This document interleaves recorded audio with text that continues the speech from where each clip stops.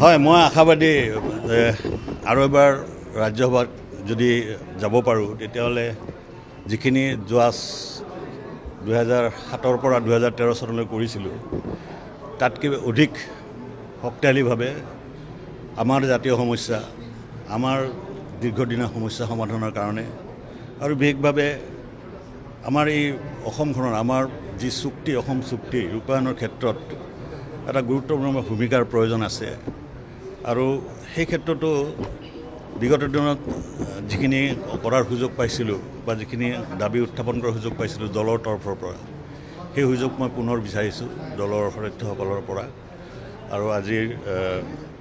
এই যিখিনি আলোচনা সেই আলোচনাত এইখিনি কথাই মই তেওঁলোকক বিশেষভাৱে অনুৰোধ জনাই পুনৰ এবাৰ ৰাজ্যসভালৈ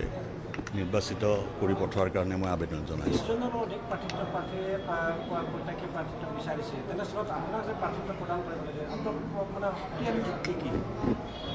শক্তিশালী যুক্তি মই 2001 চনৰ পৰা মই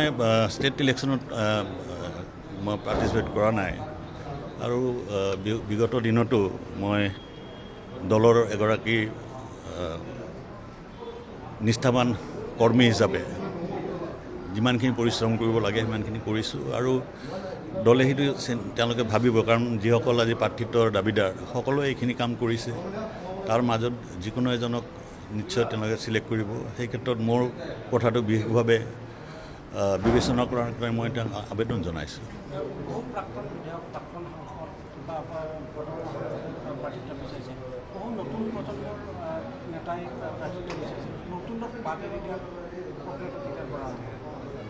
নতুনক বাদ এৰি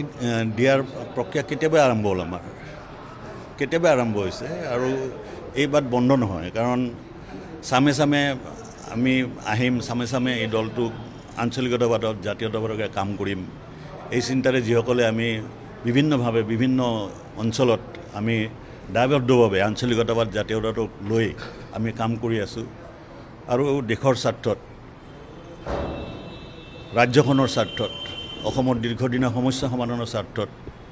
জাতীয় সমস্যা সমাধানৰ স্বাৰ্থত এই দায়বদ্ধতা প্ৰকাশ কৰি যিসকলে কাম কৰিব তেওঁলোকে নিশ্চয় আমাৰ দলত অগ্ৰাধিকাৰ পাই আহিছে আৰু পাই থাকিব।